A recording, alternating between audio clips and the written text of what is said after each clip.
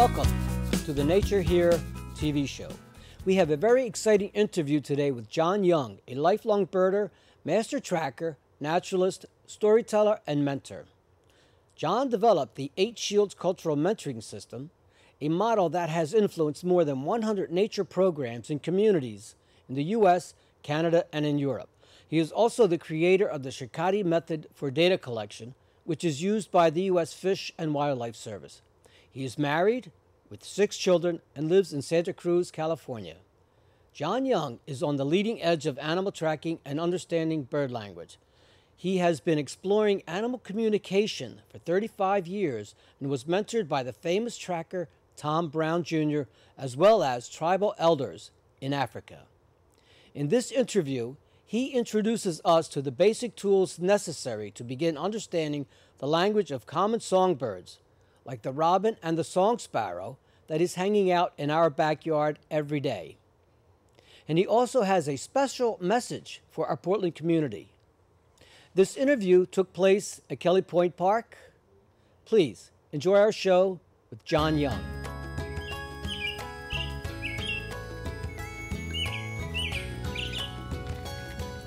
This is a great place, Kelly Point.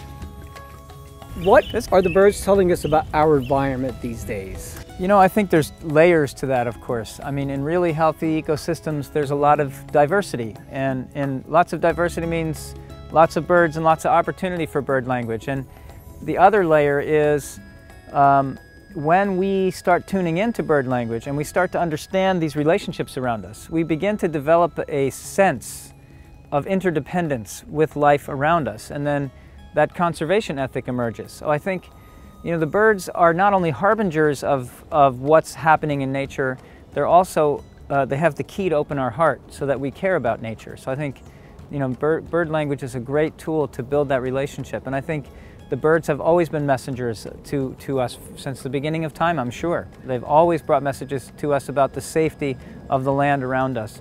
And now, you know, maybe their disappearance from the ecosystems is another form of warning. But I'd like to believe that we have what it takes as people to turn it around and to because, you know, we're smart and we're responsive. So I just hope we respond in time. When we first walked up to this place, we just happened to get lucky because there's nobody in the park today because it's closed. And over here, the song sparrows were going crazy. They've since quieted down and the sound moved off. You can barely hear it in the distance now, but clearly there was some animal down low in the brush that didn't expect our company. And all of us walking up and the commotion of us arriving, the 4 of us, moved this unseen animal off. And being that I don't live here, I can only guess, you know, house cat, bobcat, maybe a fox sneaking or a coyote, I don't know. But in time you figure it out. And if you live someplace and you watch every day, then you get to know who that cat is and what his habits are. Or if it's a coyote, you'll get to know their habits. And then when you hear the birds give that alarm, then you put 2 and 2 together. But today we can only guess. But still, it's nice to be here with so many birds. We saw so many birds on the way in, towhees and song sparrows and the varied thrushes singing here along the Willamette River here, the white pelicans flying over and the brant flying in big flocks. It's a beautiful day here in Oregon. There's always a trail off a corner of a parking lot or the corner of a meadow. There's always little animal trails that sneak out through the corners. Here's one here. Small animals can be pushed into this corner and then sneak out. And it's places like this where you hear bird alarms erupt when you first come into a parking lot. You know, we were the first people here today, so whoever was over there was expecting us just to walk through like the joggers or the people walking their dogs in a hurry. But we came and we stood here for a while, and I think that made whoever that was that we didn't see very nervous. That happened the last time we stopped too, if you remember, back a little ways. How about deer, Kalen? You ever see deer here? Hey, I saw some deer tracks. This is a really lovely spot. We are at Kelly Point, and with me is Jon Young, who was mentored actually by some famous native Indian trackers, correct? Yeah, Andy and Judy Swamp, Tom Brown Jr. Yep. So how does that tie in, say, with your mentoring? The knowledge of bird language and mentoring are tied together. If you go to a place like the Kalahari, which I try to go every year to the Kalahari to visit with the San Bushmen, I like to see people who are still living by their bird language skills, as opposed to, like, I'm a recreational bird language guy. You know, we could get away with not paying attention to bird language and probably nothing would happen to us. In the Kalahari, you can't afford that. So if you watch how they raise their children, you get insight into this mentoring. So we can learn a lot from that mentoring, because today's children really need a lot of help reconnecting to nature. But I guess that's true of the adults as well. So the mentoring process is, you know, the children go out, they have an experience, they come back and they talk about it with their elders, their aunts, their uncles, and they get a lot of questions thrown at them. And that's the way I was raised. Tom Brown Jr. was my neighbor when I was a boy. I've got you. Yeah. Is it a movement that you are trying to get across? I'm part of a larger movement that I would say has been named by Richard Louve's fame. He wrote a book called Last Child in the Woods, Saving Our Children from Nature Deficit Disorder. And that book went on Oprah in 2005, I believe. Okay. And it was a bestseller. And he basically was pointing out the research that said children away from nature, it causes emotional, mental, physical issues that can be easily cleared up by reconnecting with nature. So what I've been doing for 30 years is helping people reconnect with nature, and then training community leaders globally to understand what models work good to make that happen. What are some of the more prominent birds that you sort of look toward in your bird language expertise? Or Right. So one of the things I really try to do for bird language for people today is to make these birds the ones you're going to see in your own backyard. I'm trying really hard to make this available to you. The book that we wrote through Houghton Mifflin Harcourt, What the Robin Knows, is focusing on a bird that's in most people's yards. And, you know, I think because I've been a birder since 1975, you know, formerly hanging around with birders since I was 15, love birding. But I think often as birders we go to the far-off places to find the bird we haven't yet seen, and yet the robin could offer so much for us. You know, it's there every day. We could sit outside on our front stoop 3-4 times a day for 5-10 minutes here and there and gain a lot of understanding of bird language. How does a robin relate to us? I mean, how can we relate to the robin?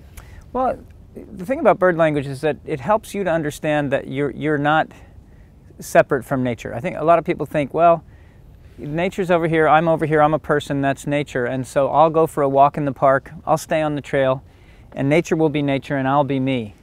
But the fun thing about bird language is it helps you realize that the birds talk about everybody. They're not picky, you know. Birds understand each other, we can jump into that conversation, and it's a lot of fun. It's really that simple. Mm-hmm. As I was approaching here, I was tracking on the ground wherever the sunlight was good on the soil. I was looking for the tracks of, you know, maybe coyote or house cat to see who might be causing the alarms that we heard on the way in. I saw some old rained out coyote tracks. But as I came around the corner, I noticed these birds were feeding on the trail. So what I did, one of the things I write about in my book about this is, instead of walking straight at the birds, which would have flushed them, you put your shoulder towards them. You know, you see I'm standing sideways to the trail. I'm not standing towards the birds. I'm giving them my shoulder. And then they relax when I do that. They continue to feed and do what they were doing, basically. So now they're yielding, so we could walk through without disturbing what we call baseline. Right now these birds are in here feeding. It's a nice sunny day. Everybody's quiet for the moment right around us, but they're feeding out in the open, which means they're not too afraid. And they're not afraid of us, certainly.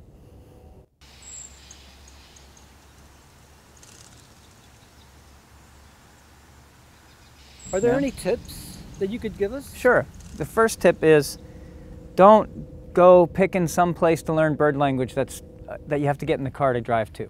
Because if you do that, you're not going to learn bird language. Go sit outside. If you live in the city and you say, oh, I don't have an outside, open your window and sit by your window. Get to know the birds in your neighborhood as individuals. Know where that robin goes to sleep at night. You know, where does it wake up in the morning? Where do you first hear its sounds happening? what happens when they move in that thicket? You know, that I see a house cat go in that thicket every day. I know that black and white house cat. I know that thicket. Let me listen. What happens when that house cat goes in that thicket? Oh, listen, the song sparrow is complaining. And then you'll hear it complain today and tomorrow and the next day in the same spot, and you'll say, ah, that cat's in there. Right? So you'll start to get into the familiarity of these relationships. Yes, yes. And you'll get to know the nuanced conversation. We made a book for people called What the Robin Knows. It has good diagrams in it that help you get the basic principles. But with bird language, there's no like sort of black and white truths. Like I couldn't really tell you exactly what animal was in that thicket. All I knew was that there was an animal in the thicket. If I lived here, if this was my sit spot that I visited every day, I probably could have told you. Yeah. But it takes practice, you know. What is really going on in the world of birds? Species are dying. Are there any? I don't think any new species are being created. Yeah. But what's happening? You mean in terms of loss of biodiversity, or? You know, I think some species are doing much better now because of the influences of humans, and others are falling off because of the influences of what's happening. For instance, where I live in the redwoods, there's a lot of now neighborhoods that have poked into places that used to be solid forest. And those openings now create a new kind of habitat, an edge habitat, that favors the jays and the crows and the ravens, which then doesn't favor the songbirds because those guys are nest predators. Right. So when the nest predators increase, then of course the songbirds drop off. The other thing that's happening is, and this is good news, you know, yeah, got it. You notice how the birds are all moving right now because of the jet sounds? You're hearing alarms going off? Birds all just flew and then the alarms went off. That's because loud noises give the Cooper's hawk the opportunity to move without being noticed. So even though we get this loud ambient noise and it kind of ruins the footage for on one level, it's also neat to see all the bird movement when the jet flew over, because that's the opportunity for the Cooper's hawk to fly undetected. Say, that's an opportunity, and he's taking advantage. Exactly. Right. Yep. So they're no dummies either. That's right. They're all smart in their own little way. They are. Yeah. They are. Speaking of Cooper's hawks, I mean, the bad news about DDT and, you know, the earlier part of last century, middle of the last century, where it was used pretty everywhere, it caused eggs to thin, and then birds like the peregrine almost went extinct, and a lot of hawks were reduced in their population, and now the Cooper's hawk and the sharp-shinned hawk are on the rise population-wise. Good news for the hawks, hard on the songbirds. You know, the increase of nest predators and songbird predators is definitely taking its toll. So it's the balance has been shifted. You know, how can that balance? They're flying all over us right now. And now you see those robins, the way they're flying nervously in that direction, a big arcing flight. That's the robin. That's the bird that's in our backyard. That bird just told us that the Cooper's hawk just made a move over here. Now, did you hear that high-pitched sound just there?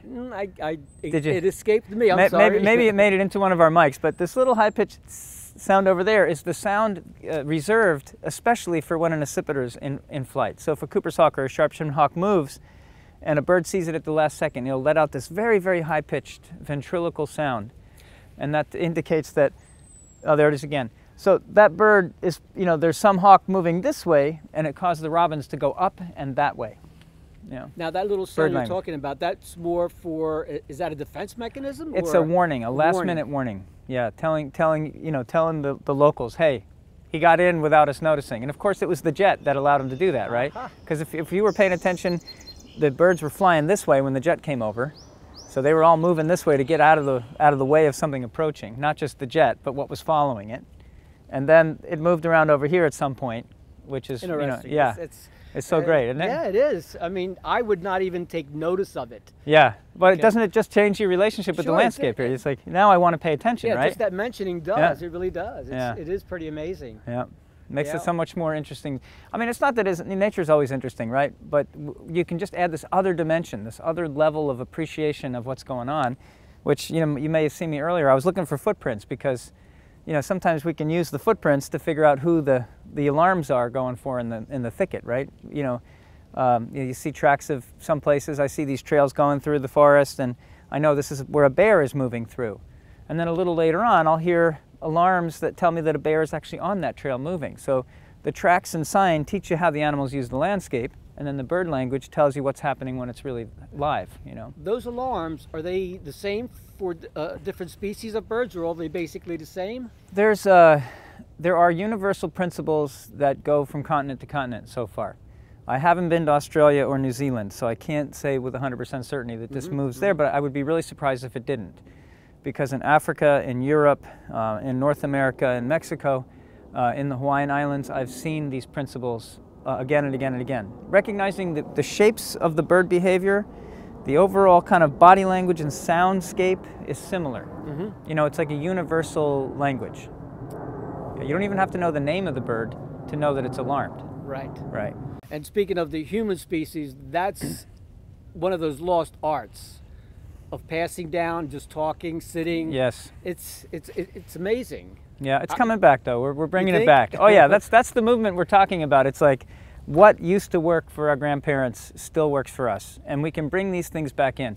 You know, Richard Louv talks about one of the most successful programs, quote unquote, in the U.S. for bringing back nature connection, and it's simply inviting parents to meet at a place just like this, sit around the picnic table, share some food together, and hang out and let the children just run around and play together. You know, that's how I grew up. I think we all grew up, our ages grew up that way anyway. Yes, and exactly. I think they still do it today. Schools are great, a great resource for that.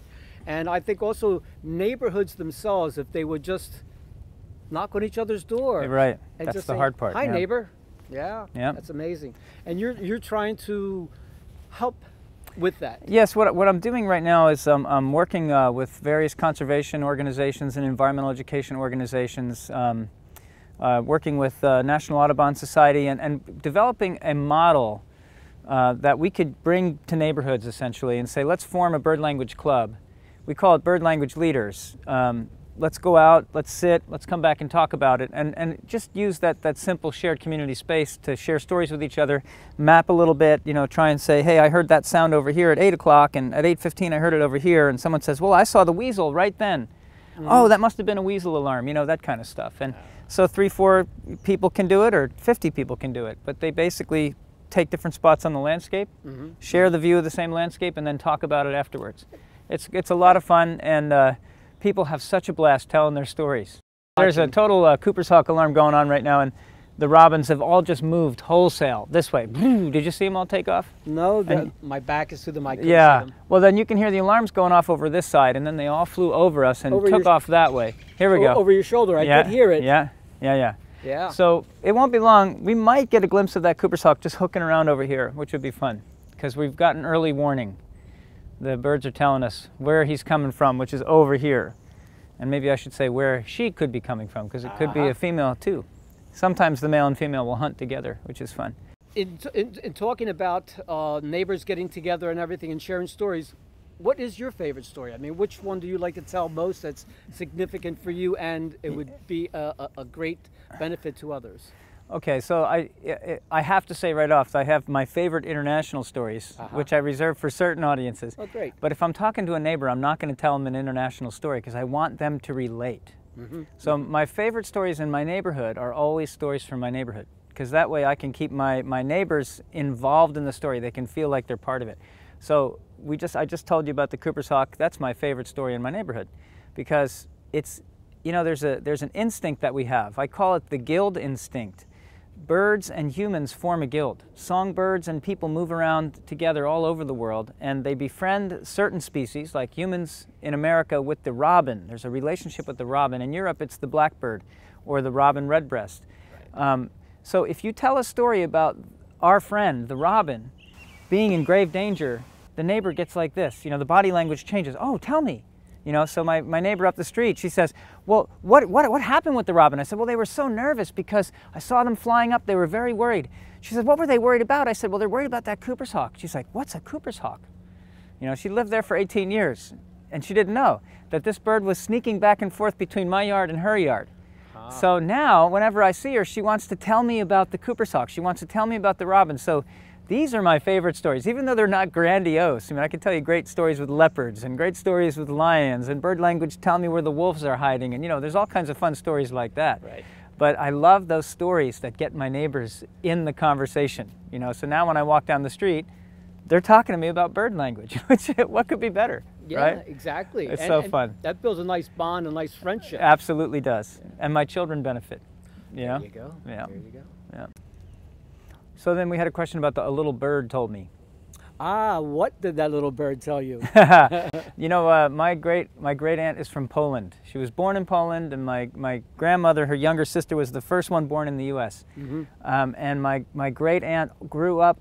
Well, I grew up with my great aunt telling me, Jonathan, listen to the birds because they'll tell you things. They'll bring you messages. And she was telling me this all the time since I was little, but she didn't really tell me what the messages ever were. I always wondered. But, yeah, you had to decipher yourself. I did.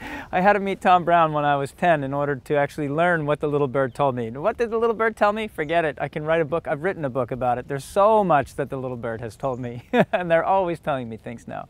Aunt Carrie was right.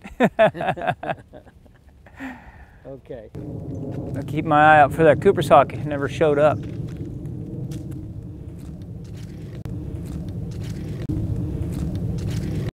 I wonder where that pair of hawks went. The robins certainly were upset. I don't know where they went.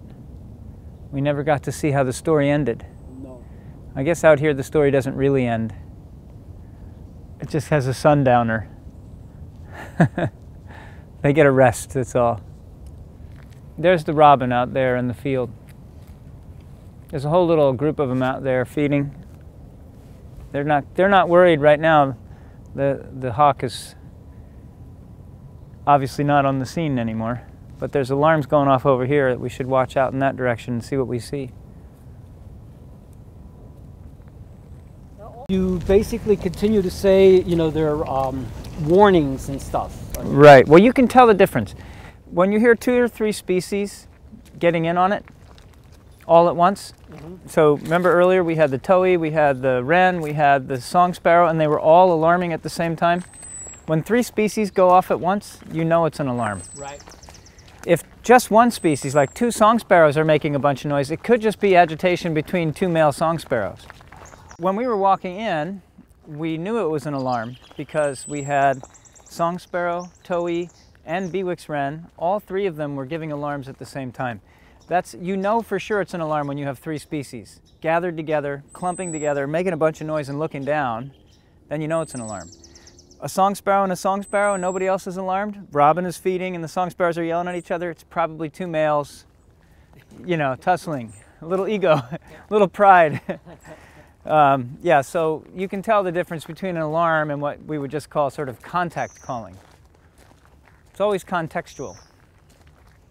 Around here, the very vocal birds, the song sparrow is a very good vocal bird. The Bewick's wren is a great vocalizer, and the robin. These 3 are awesome. So is that spotted towhee.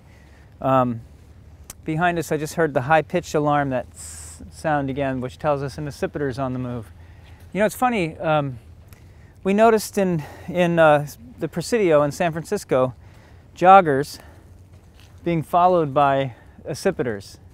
So a sharp-shinned hawk is following a jogger through the park. Huh. So we think we're not connected to nature, but you know the animals are using us, right? They're using us as tools. Because we walk our dogs, we flush little birds, and the Cooper's hawk has a chance to pick off the birds on the edge. We are in the conversation. Well, there's a flicker moving. So again, here's a jet flying low, lots of sound. Birds on the move, right when the jet's flying over, same pattern again, right?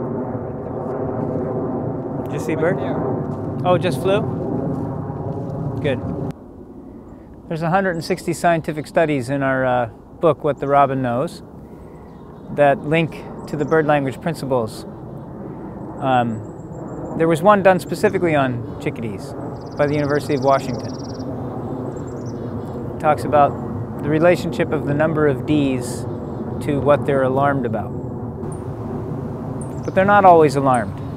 You have to really put it all in context. If they're feeding, and they're talking to each other, and there doesn't seem to be any danger around because they're just feeding and they're relaxed, and they're saying chickadee-dee-dee, clearly doesn't mean they're alarmed. Yeah. The bird language DVD produced by Village Video was created so we could train people on how to map in groups so that they could have a common experience, talk about it afterwards, share a common language, and then derive the bird language right out of their experience. So that's a fantastic resource.